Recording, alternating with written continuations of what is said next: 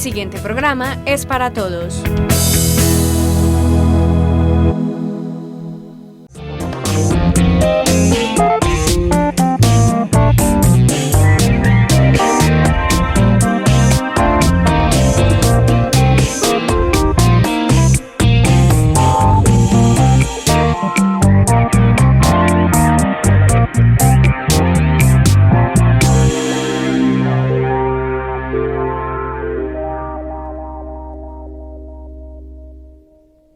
Un cordial saludo para todas esas personas que a esta hora se conectan con nosotros. Gracias por ser fieles a esta apuesta de servicio y orientación que realizamos desde la televisión comunitaria. Este es un programa donde en compañía de un abogado invitado tratamos de resolver algunas dudas de temas cotidianos relacionados con el derecho. Hoy nuestro tema a abordar está relacionado con los procedimientos de esterilización, puntualmente la vasectomía y la ligadura de trompas, un tema de salud, pero que ustedes en este programa se darán cuenta que está relacionado más con el derecho de lo que creen. Hoy en este espacio de Al Derecho nos acompaña el profesional Brian Daniel Montoya Zuleta. Brian es abogado de la Universidad Cooperativa de Colombia, especialista en Derecho Público de la Universidad EAFIT y magíster en Gobierno y Políticas Públicas de esta misma universidad. Entre su experiencia está que ha trabajado en la Contraloría de Antioquia como auditor universitario y actualmente es el personero municipal de Betania. Brian, un saludo para usted, gracias por acompañarnos aquí en Al Derecho y bienvenido por supuesto. Muchas gracias, Sandra, por la invitación y como ustedes saben, para mí es un gusto participar nuevamente en AUPAN y sobre todo en este programa Al Derecho. Muchas gracias por la invitación. Bueno, Brian, yo creo que hoy vamos a hablar de un tema poco conocido por la comunidad en general. Vamos a iniciar definiendo qué es una tubectomía, ¿de qué se trata eso? Claro que sí, hablar de tubectomía, de vasectomía, ligaduras de trompas, son términos que tal vez dirán, pero ¿qué tiene que ver un abogado o qué tiene que ver al derecho con este tema? Y en realidad esa es una de las apuestas grandes que hicimos con este proyecto de grado y es exactamente visibilizar el tema del derecho dentro de todas y cada una de las ramas en nuestro ordenamiento jurídico. Entonces, la vasectomía o la tubectomía, ligadura de trompas, es aquella esterilización, como usted lo manifestó ahora, o aquel corte o aquella ligadura, o en este sentido, pues, cierre de conductos deferentes, donde se evita que tanto desde el hombre como desde la mujer circulen aquellos líquidos que permiten la inseminación en el organismo. Entonces, en las mujeres se realiza la ligadura de trompas, que es el cierre de los conductos deferentes para evitar que el óvulo pues, sea esterilizado, y en el hombre se realiza la vasectomía, que también es el corte o ligadura de ese conducto deferente por donde circula el semen. Cuando hablamos de esterilización, uno se remite a una decisión bastante importante que toman las personas. ¿Cómo se regula este tema en Colombia? Claro que sí, es desde ahí donde parte entra más fácil el derecho a tomar parte en este tema, y es efectivamente desde la capacidad de la persona donde los lleva a tomar este tipo de decisiones. Entonces aquí tenemos que empezar por algo muy elemental, y es de dónde está la capacidad o cómo está regulada la capacidad de las personas según el ordenamiento jurídico.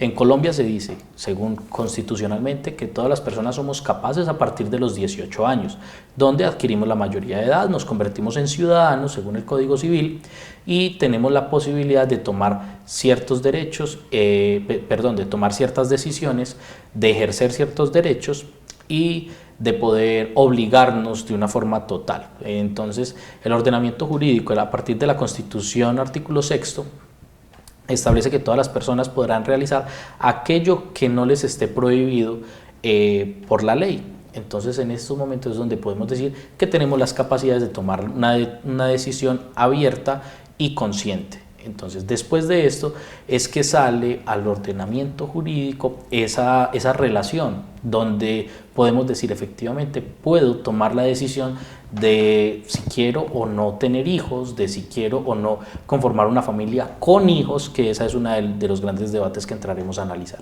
O sea que inicialmente esta decisión la pueden tomar las personas mayores de edad, mayores de 18 años. Exacto, a partir de los 18 años las personas pueden, según la ley 1412 de 2010, tomar la determinación de realizar estos procedimientos quirúrgicos que son ligadura de trompas o ligadura de trompas, que es tubectomía, o la vasectomía, que es en los hombres, que es la ligadura de conductos deferentes. Bueno, y hay un aspecto puntual. Uno muchas veces escucha que para uno tomar esa decisión o hacerse esos procedimientos debe tener al menos un bebé. Exacto, no, efectivamente a partir de la ley 1412 de 2010 se estableció la paternidad y la maternidad responsables, donde como mecanismo de anticoncepción o sobre todo mecanismo de garantía de derechos en relación a la familia, todas las personas podrán realizar, cumpliendo ciertos requisitos de valoraciones médicas, estos procedimientos quirúrgicos en su organismo. Entonces es la potestad que tienen las personas abiertamente para realizar el proceso de anticoncepción quirúrgica en su organismo. En resumidas cuentas, no es necesario no tener un hijo para hacerse la ligadura de trompas en el caso de nosotras. Efectivamente, no puede ser un condicionante jurídicamente hablando para realizar el procedimiento. Hablemos ahora de los menores de edad. ¿Qué dice la ley al respecto? Bueno, en el artículo 7º, la ley 1412 prohíbe en todo caso realizar estas anticoncepciones quirúrgicas en menores de edad. Y es por esto que a nosotros, varios compañeros, nos surge la duda en relación a la vulneración del ordenamiento jurídico en relación a esa prohibición que trae la ley o que traía en su momento esa ley 1412, donde prohíbe en todo caso realizar estas prácticas en menores de edad. Bueno, ahora van a entender nuestros televidentes por qué estamos hablando de este tema precisamente con usted. Y es que usted ahorita mencionaba un trabajo, un proyecto de grado, menciona varios estudiantes, ustedes presentaron una demanda de inconstitucionalidad. Cuéntenos un poquito de qué se trata para que nuestros televidentes comprendan más. Claro que sí. Bueno, una demanda de inconstitucionalidad es aquella herramienta jurídica que nos brinda la Constitución del 91 para hacer seguimiento a la normatividad que expide el Congreso en nuestro territorio. Entonces, el Congreso expide una ley, que en estos casos es la ley 1412 de 2010, que es la ley que regula la anticoncepción quirúrgica en todo el territorio nacional. Y en esa ley 1412 el Gobierno Nacional dijo: efectivamente, todas las personas podrán acceder de forma gratuita, de forma coordinada con entidades públicas certificadas a la anticoncepción quirúrgica. Pero trajo una prohibición, que es el artículo 7º, que dijo: si bien es gratuita, si bien es para todo el mundo, se prohíbe en todo caso realizar esta práctica en menores de edad. Entonces, como herramienta constitucional que tenemos, que es la demanda de inconstitucionalidad, es pedirle a la Corte Constitucional, o sea, de las altas cortes, que revise esa ley, que revise ese artículo 7º y que tome una determinación de qué tan ajustado es en derecho, si esa ley está acorde a nuestra Constitución, ¿cierto? Entonces eso es lo que se le solicita. Revise esta ley y mire si efectivamente está acorde con el ordenamiento jurídico colombiano y tome decisiones, ¿cierto? Eso es lo que se solicita en un principio. Entonces eso es una demanda de inconstitucionalidad. La demanda de inconstitucionalidad tiene también varias formas de pronunciarse. Entonces la Corte dirá: esa norma es exequible. Cuando hablamos de exequible quiere decir que tiene relación directa con el ordenamiento jurídico colombiano, o sea que esa norma puede seguir siendo aplicada dentro del territorio.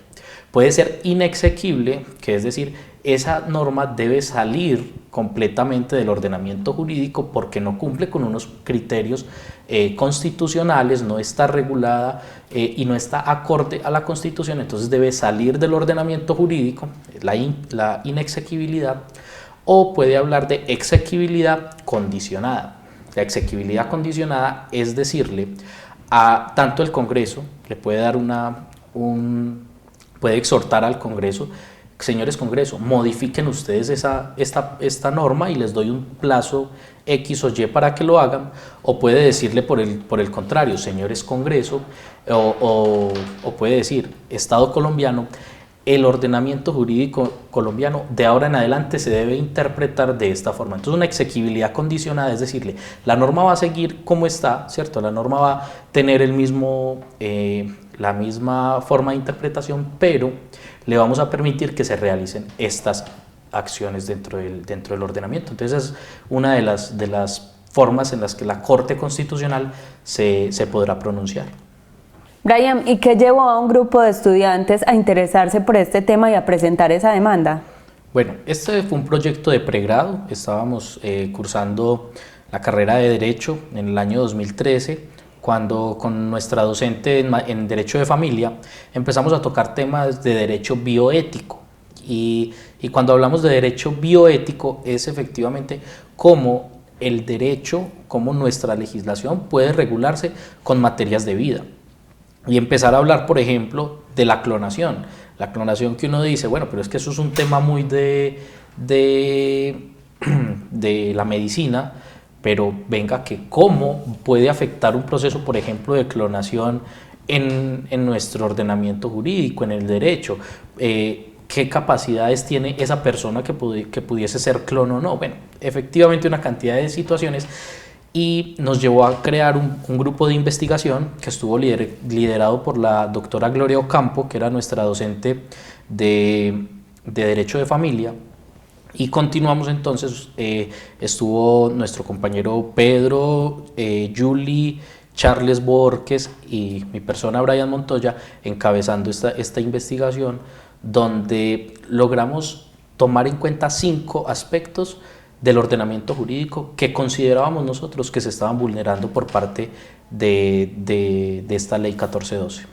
Bueno, más adelante hablaremos de esos argumentos que utilizaron para esta demanda, pero surge una pregunta puntual, y es que esta ley de la que estamos hablando es del año 2010, si no estoy mal. Antes, ¿cómo se regulaban estos procedimientos? El proceso de anticoncepción quirúrgica no estaba regulado como tal, entonces tal vez de ahí la pregunta que me hacías ahora respecto de las prohibiciones que traía para ciertos casos. La anticoncepción quirúrgica empezó a tomarse de forma como un método anticonceptivo, es a partir del 2010, y a partir de este tiempo es que se le brinda la posibilidad a las personas de que puedan acceder a él de forma gratuita. Antes se traía o se estaba regulando, era más que todo mediante procesos judiciales, entonces una mujer o un hombre lo hacían o de forma independiente, particular, o por medio de una acción de tutela le solicitaban al juez que les permitiese, con base en el libre desarrollo de la personalidad, acceder a ese proceso de anticoncepción quirúrgica. Ya a partir del 2010, con base en la cantidad de demanda que tenía este procedimiento quirúrgico, es que el Congreso tomó esa determinación de efectivamente garantizar la anticoncepción quirúrgica en todo el territorio nacional. Volvamos al tema de la demanda de inconstitucionalidad que presentó ese grupo de investigación. ¿Cuál fue el proceso precisamente para presentar esa demanda? Bueno, entonces iniciamos con un proceso de valoración médica, de valoración clínica. También realizamos una serie de entrevistas, analizamos en derecho comparado cómo estaba nuestro ordenamiento jurídico y cómo estaba en otros estados. Por ejemplo, en Estados Unidos, en Argentina, la provincia de Chaco en Argentina permite la anticoncepción quirúrgica para los menores de edad. Entonces es como ir recolectando información en materia legal, analizar el Código Civil, analizar nuestra Constitución Política, analizar la Convención Interamericana de Derechos Humanos, analizar también la Convención del Niño, y extraer a partes que nos puedan llevar a tomar una línea base en materia de seguimiento de este proceso de anticoncepción quirúrgica. Ahora sí, háblenos de esos argumentos que utilizaron. Bueno, en realidad nos apoyamos en 4 o 5 argumentos base para el proceso de la presentación de la demanda. Pero antes de los argumentos, queremos también explicar cómo es el procedimiento para acceder a la demanda de inconstitucionalidad. Entonces, la demanda de inconstitucionalidad se presenta ante la Honorable Corte Constitucional. La Corte Constitucional realiza la verificación de si esta puede ser admitida o inadmitida, ¿cierto? La Corte puede pronunciarse de fondo diciendo simplemente no voy a conocer de este proceso de entrada, pero si evalúa unos argumentos válidos le da la potestad de continuarla. Entonces se le nombra un magistrado ponente que fue el doctor Mauricio González Cuervo, quien es el encargado de retomar estos argumentos que se brindan, presentarlos ante todos los miembros de la Corte para que los miembros de la Corte decidan.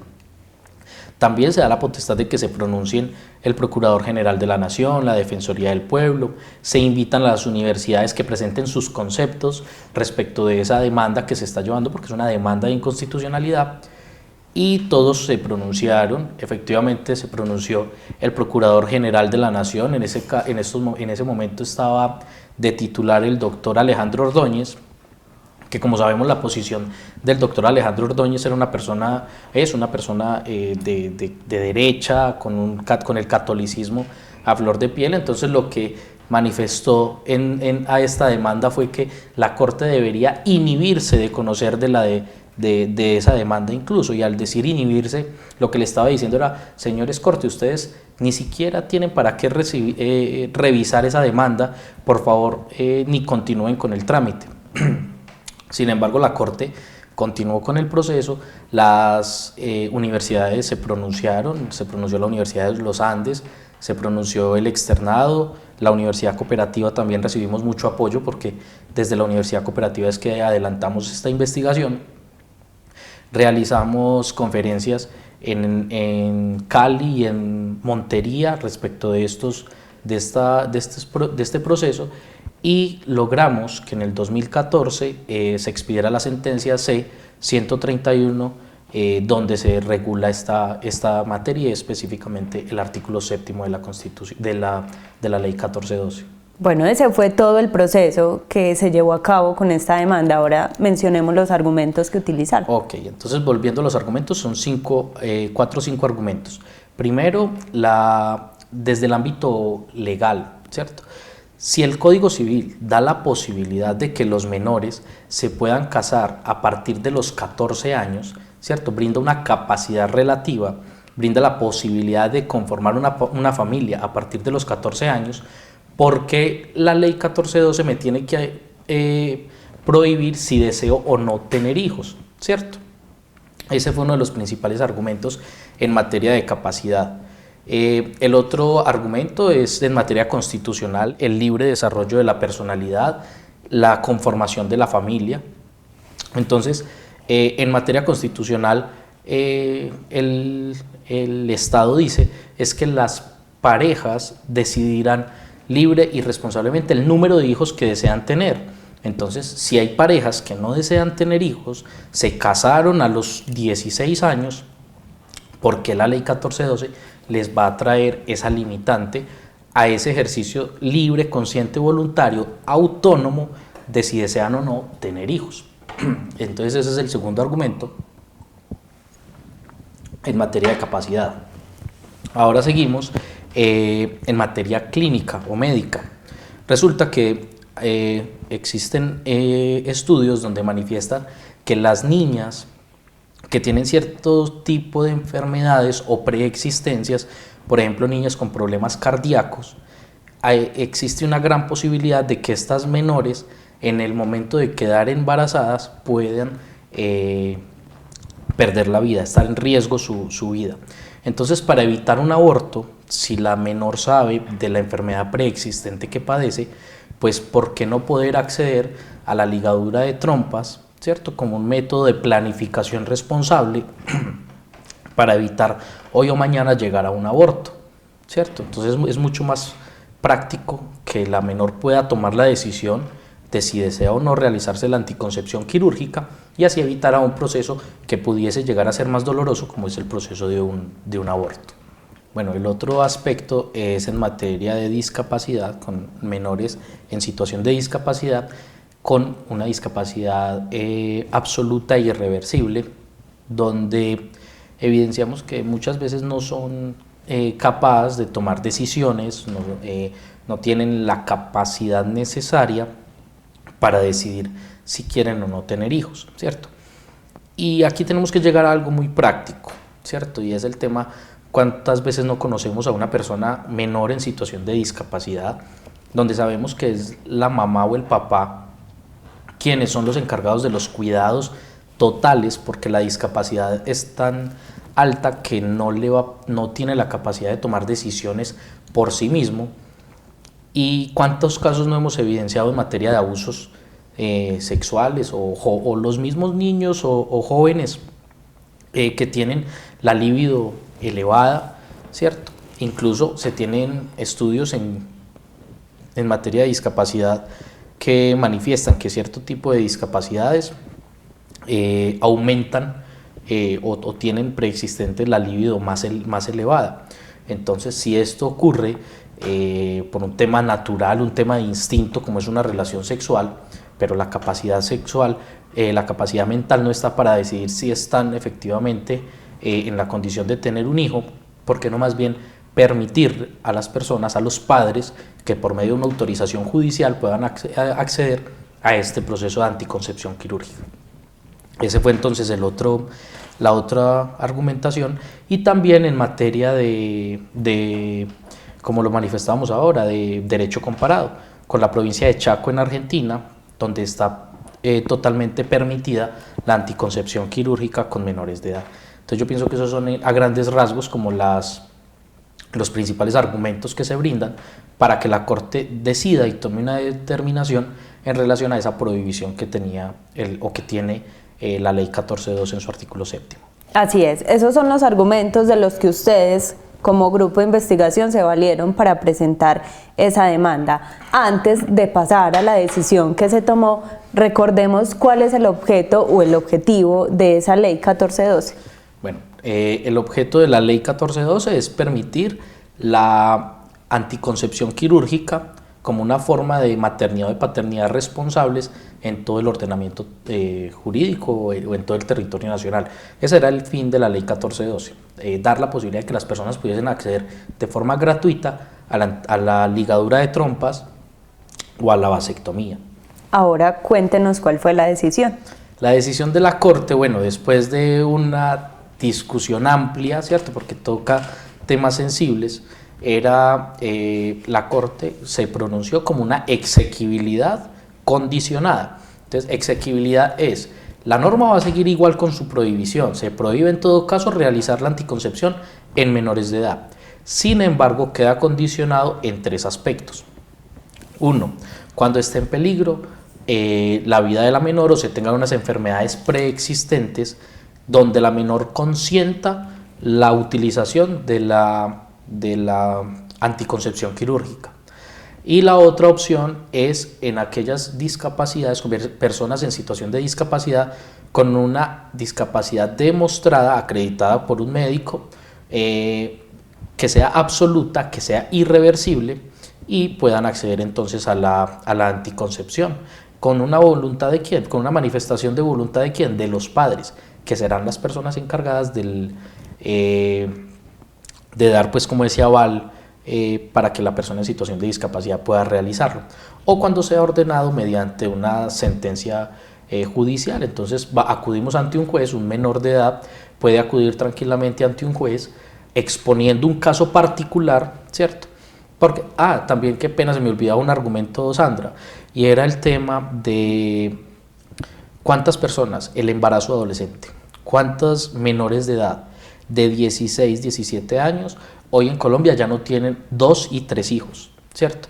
¿Por qué no permitirles, si a los 16, 17 años esa menor, o 1 o 2 hijos, bueno, esa menor toma la determinación de hacer el proceso de anticoncepción quirúrgica, ¿por qué la tenemos que llevar a esperar 1 o 2 años más para la toma de una decisión de estas? Entonces ese también fue otro de los argumentos, y esta es la que entra en esta excepción. Es acuda ante el juez por medio de una tutela o una acción constitucional para solicitarle al juez que le autorice esa anticoncepción quirúrgica, siendo ella menor de edad. Son entonces 3 excepciones de esta ley. Mencionemos o aclarémosle un poquito a los televidentes cuál es el proceso entonces para acceder a estos procedimientos o a esta esterilización.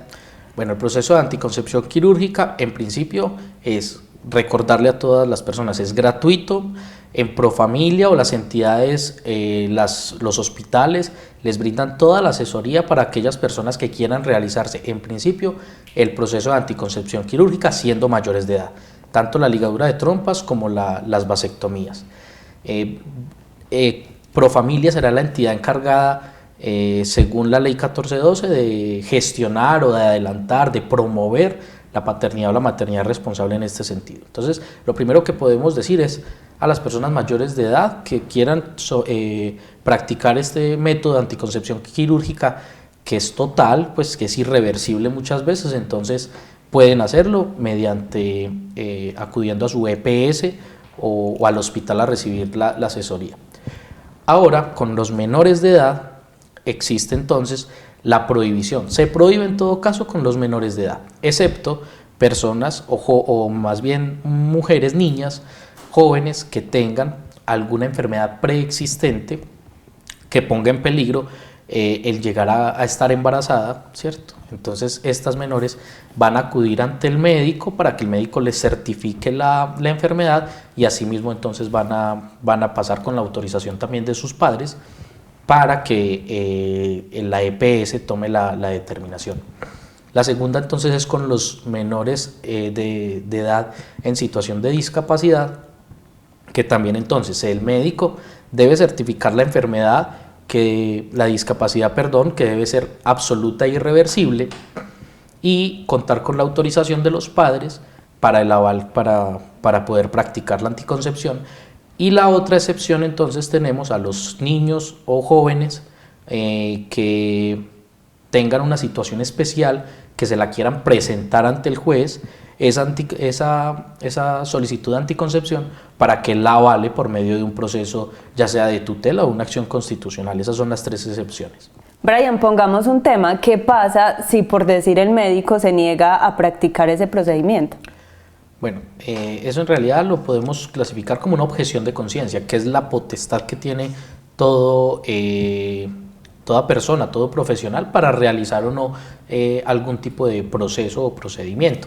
En este caso, los médicos, con el trámite de objeción de conciencia, es manifestar, ejemplo, yo como médico, mis creencias religiosas, mis creencias culturales, mis creencias políticas, sociales, no me permiten, ejemplo, realizar el procedimiento del aborto. No me permiten, por ejemplo, realizar el proceso de vasectomía o tubectomía. Entonces, pero esas objeciones de conciencia están totalmente avaladas. Yo como médico puedo decir no lo hago, pero tiene una limitante, y es que las objeciones deben manifestarse antes del ejercicio profesional o deben estar en su hoja de vida que reposa en la parte administrativa del hospital, por ejemplo. Entonces, un médico no puede manifestar simplemente yo soy objetor de conciencia porque sí, y ese trámite no lo realizo en su momento cuando se le presente el paciente en el consultorio. No, ya debe estar con anterioridad su manifestación de que él es objetor de conciencia. La EPS la entidad de salud debe conocer de eso para saber cómo proceder con ese médico cuando se presente alguna de las situaciones. Entonces, si ese trámite no está adelantado, ¿está obligado a practicar ese procedimiento? Exacto, o sea, él estaría obligado a realizar el procedimiento si él no está establecido como objetor de conciencia con anterioridad. Pongamos otro caso, no es el médico el que se niega, sino la EPS a brindar ese servicio. Bueno, entonces ya acá sí nos encontramos ante una de las falencias de las entidades de salud. Lo más recomendable, acudir a una personería municipal, a una entidad defensora de derechos humanos, y desde las personerías podemos asesorarlos en el trámite a seguir, que sería que radicar una acción de tutela donde se le solicite al juez: señor juez, esta EPS me está impidiendo acceder a un derecho que yo tengo, que es la anticoncepción quirúrgica. Es que soy menor de edad. Sí, pero soy menor de edad con una situación, ejemplo, de discapacidad o con una enfermedad preexistente o con una situación especial que se la quiero manifestar por medio de una vía judicial. Entonces existe la posibilidad de que el juez de tutela ordene a la EPS la práctica de ese procedimiento quirúrgico. Brian, hemos llegado así al final de nuestro espacio, se nos acabó el tiempo lastimosamente. Muchas gracias por habernos acompañado. Muchas gracias a usted, Sandra, a todo el canal de AUPAN y a todas las personas que nos ven a través del canal un saludo muy especial. Dios los bendiga. A ustedes televidentes también muchas gracias por haberse conectado con nosotros. Recuerden que si desean revivir esta u otras emisiones de Al Derecho, pueden buscar nuestro canal de YouTube donde nos encuentran como AUPAN Televisión. Los invito a que se queden conectados con nuestra programación. Hasta pronto.